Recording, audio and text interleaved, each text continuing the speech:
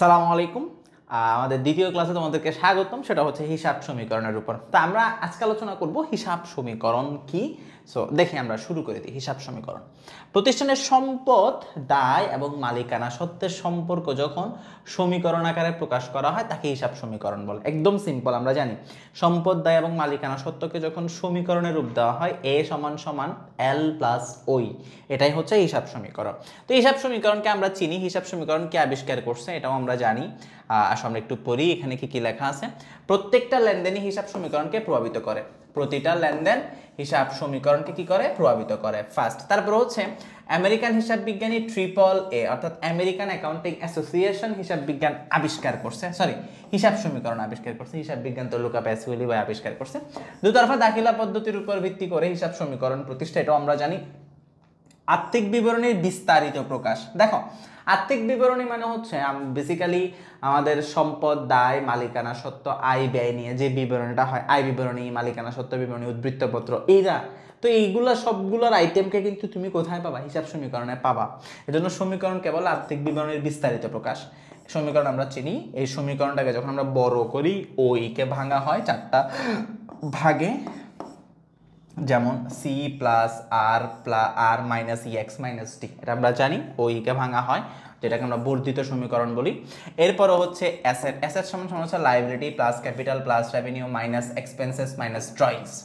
ঠিক আছে, এটা হচ্ছে আমাদের মানে সমীকরণের বিস্তারিত যে রূপটা থাকে। আমরা বাংলায়ও জানি সম্পদ সমান সমান দায় প্লাস মূলধন যোগ আয় বাদ ব্যয় বাদ উত্তোলন। একদম সহজ বিষয়, আমরা এটা জানি, আগে থেকেই জানি। সো এবার দেখো, এখানে মালিকানা সত্ত্বের কয়েকটা নাম আছে। মালিকানা সত্ত্বের নাম কি? মালিকানা সত্ত্বকে আমরা মালিকানা সত্ত্ব বলি, মালিকের দায় দাবি বলি, অন্তর দায় বলি। এটা অনেকেই জানো না, অন্তর দায় বলে। এল মানে হচ্ছে বহির দায়, আর মালিকানা সত্ত্ব মানে হচ্ছে অন্তর দায়। এরপরে আমরা বলি হচ্ছে নিট সম্পদ। কি বলি এটাকে?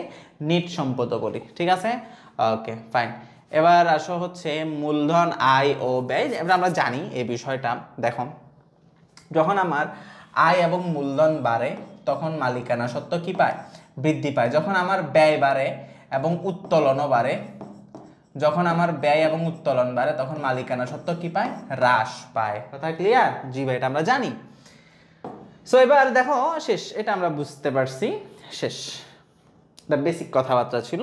হিসাব সমীকরণে দুই ধরনের পরিবর্তন আমরা দেখতে পাই। আমরা যখন সমীকরণ করি বা সমীকরণ করছো, খেয়াল করবা সমীকরণে যদি সমীকরণ করো, খেয়াল করবো এরকম, যখন আমরা হিসাব সমীকরণ করি, হিসাব সমীকরণে এ এল প্লাস ওই, ঠিক আছে, এভাবেই তো আমাদের সমীকরণ। এ এখানে হচ্ছে এল প্লাস ও ই, ঠিক আছে, এরকম তো। ঠিক আছে, তো আমরা দেখবো যে কিছু সময় কিছু লেনদেন এতে যোগ হয়, আবার এতে বিয়োগ হয়। একই লেনদেন, মানে একটা লেনদেনের প্রভাব এর পাশেই শুধু। আবার কিছু লেনদেনের প্রভাব ওইতে যোগ হয়, এতেও যোগ হয়। কিছু লেনদেন এলে যোগ হয়, এতে যোগ হয়। ঠিক আছে, আবার কিছু লেনদেন ওইতে যোগ হয়, এখানে বিয়োগ হয়, হয় না একটা এরকম তো। তো এটার উপর ভিত্তি করে লেনদেনগুলোকে দুই ভাগে ভাগ করা যায়। সমীকরণের প্রভাবটাকে দুই ভাগে ভাগ করা যায়। একটাকে বলা হচ্ছে এক পাশের পরিবর্তন, অন্যটাকে বলা হচ্ছে দুই পাশের পরিবর্তন। সহজ বাংলায় একটা হচ্ছে গুণগত বা কাঠামোগত পরিবর্তন, আরেকটা হচ্ছে নিট বা পরিমাণগত পরিবর্তন। দেখো, তো সমীকরণের পরিবর্তনকে কয় ভাগে ভাগ করা যায় ভাইয়া? দুই ভাগে ভাগ করা যায়। একটা হচ্ছে গুণগত বা কাঠামোগত পরিবর্তন, গুণগত বা কাঠামোগত পরিবর্তন, আরেকটা হচ্ছে নিট কিংবা পরিমাণগত পরিবর্তন। তাহলে সমীকরণের পরিবর্তন কয় ধরনের? স্যার দুই ধরনের। একটা হচ্ছে গুণগত বা কাঠামোগত, আর একটা হচ্ছে নিট বা পরিমাণগত পরিবর্তন। মানে দুই পাশে হইলে এটাকে আমরা বলি হচ্ছে নিট বা পরিমাণগত, আর এক পাশের পরিবর্তনকে আমরা বলি হচ্ছে গুণগত বা কাঠামোগত। কয় পাশের পরিবর্তন? দুই ধরনের। একটা হচ্ছে এক পাশের নাম কি? দেখো, এক পাশের যে পরিবর্তন, হিসাব সমীকরণের এক পাশের পরিবর্তনকে গুণগত বা কাঠামোগত, আর দুই পাশের যোগফল যখন পরিবর্তন হয় এটাকে বলি আমরা নিট বা পরিমাণগত। ক্লিয়ার? ওকে, শেষ। এবার আমরা গুণগত বা কাঠামোগত পরিবর্তনগুলোর উদাহরণ দেখব। তার আগে একটা এমসিকিউ তোমাদেরকে আমি শিখাই দিই। এই এমসিকিউটা এতবার আসছে, এইচএসসি পরীক্ষা বলো, অ্যাডমিশনে বলো, সব জায়গায় এই এমসিকিউ ছড়াছড়ি। এমসিকিউটা কি? এমসিকিউটা হচ্ছে এরকম, এ সমান সমান এল প্লাস ও ই। ঠিক আছে, জি ভাই, এটা তো চিনি। ধরো এ বাড়লো, তাহলে এল প্লাস ওই কি হবে, বাড়বে। সিম্পল একদম বিষয়। ধরো এ কমলো, এল প্লাস ওই কি হবে, কমবে। তাহলে শেষ না ভাই? জি। তো এটাকে আমরা কি বলি, এটা কয় পাশের পরিবর্তন ভাই? এটা দুই পাশের পরিবর্তন। এটা কয় পাশের পরিবর্তন? এটা দুই পাশের পরিবর্তন। তাহলে দুই পাশের পরিবর্তনটা দেখো, একটা সম্পদ বাড়লে দায় অথবা মালিকানা সত্ত্ব বাড়ে, একটা সম্পদ কমলে দায় অথবা মালিকানা সত্ত্ব কমে। একদম সহজ বিষয়। জি ভাইয়া। আবার সেম ওয়েতে আমরা এক পাশেরটা যদি করি, এ সমান সমান এল প্লাস ওই, ধরো এক পাশে একটা এ যদি বাড়ে আর একটা এ কমবে, সেম ওয়েতে একটা এল যদি বাড়ে একটা ওই কমবে, অথবা একটা ওই বাড়লে একটা এল কমবে। এটা বাংলায় তোমাদের অনেকবার জিজ্ঞেস করা হয়, এই এক পাশের পরিবর্তনটা কিরকম। সো এক পাশের পরিবর্তন হচ্ছে ঋণাত্মক। মনে রাখবা, এক পাশের পরিবর্তন হবে কিরকম, ঋণাত্মক। একটা সম্পদ বাড়লে একটা সম্পদ কমে যাবে, একটা দায় বাড়লে একটা মালিকানা সত্ত্ব কমে যাবে, একটা মালিকানা সত্ত্ব বাড়লে একটা দায় কমে যাবে। এক পাশের পরিবর্তন। আর দুই পাশের পরিবর্তন সমমুখী। সম্পদ বাড়লে দায় অথবা মালিকানা সত্ত্ব বাড়বে, সম্পদ কমলে দায় অথবা মালিকানা সত্ত্ব কমবে। ক্লিয়ার? এক পাশের এবং দুই পাশের পরিবর্তনের এই যে ব্যাখ্যাটা, এটা পরীক্ষায় এমসিকিউতে জিজ্ঞেস করে, হোক সেটা এইচএসসি পরীক্ষা, হোক সেটা অ্যাডমিশন। কথা বুঝতে পারছো আমারটা? এক পাশের পরিবর্তনের এই বিষয়টা এইচএসসি এবং অ্যাডমিশন দুই জায়গায় আসে।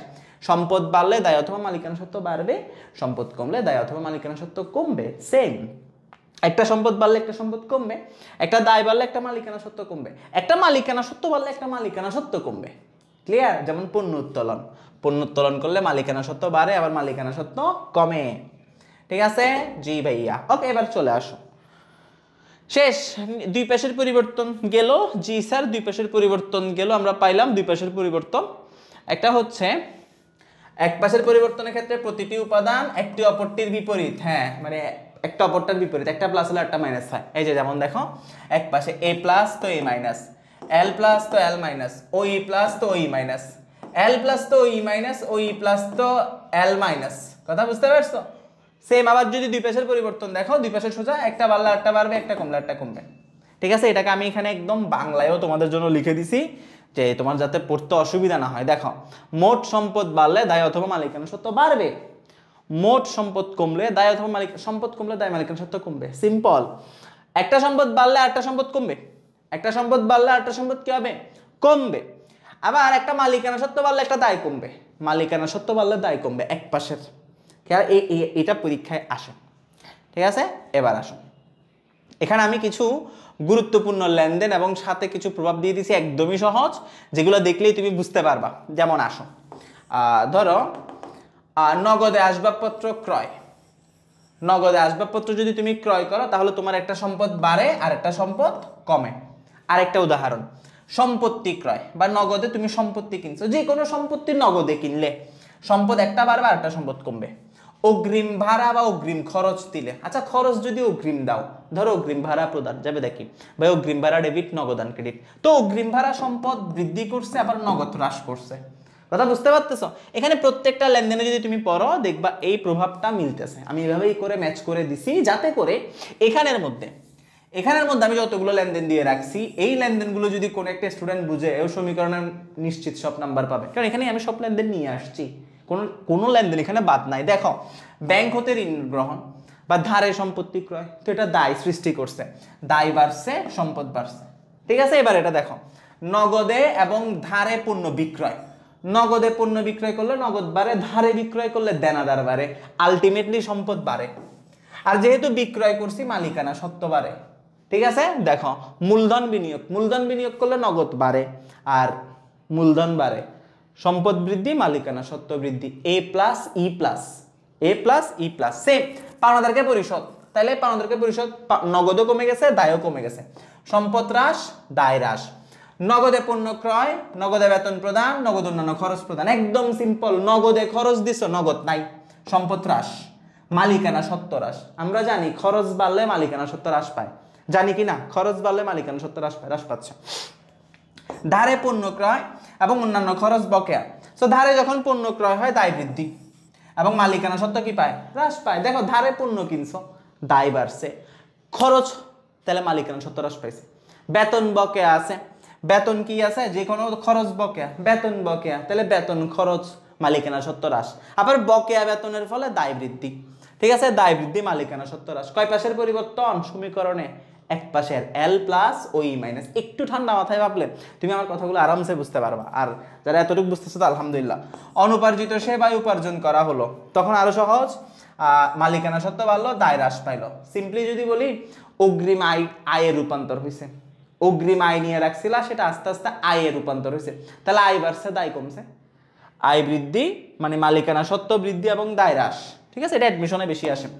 পণ্য উত্তোলন আগুনে বিনষ্ট পণ্য, আগুনে বিনষ্ট পণ্য বা পণ্য উত্তোলনের ফলে মালিকানা সত্ত্ব হ্রাস বৃদ্ধি, মালিকানা সত্ত্ব হ্রাস বৃদ্ধি। তোমরা আরো একটা উদাহরণ দেখি এখানে, আমাকে কমেন্টে জানাই তো, আরেকটা উদাহরণ আছে এটা। এরপরে পাওনাদারকে বা প্রদেয় বিলকে, সরি, পাওনাদারকে প্রদেয় বলে স্বীকৃতি, দায় আরেকটা দায়ে রূপান্তর হয়েছে, সেটাকে আমরা বলি দায় বৃদ্ধি, দায় হ্রাস। মোস্ট অফ লেনদেন আমি এখানে কভার করছি প্রভাব সহ। দেখলে তুমি হিসাব সমীকরণের এমসিকিউ সৃজনশীল যে কোনোটাই করতে পারবা। এই ছিল তোমাদের সাথে। এরপর আমরা আলোচনা করব হচ্ছে হিসাব নিয়ে। আমরা কি আলোচনা করব?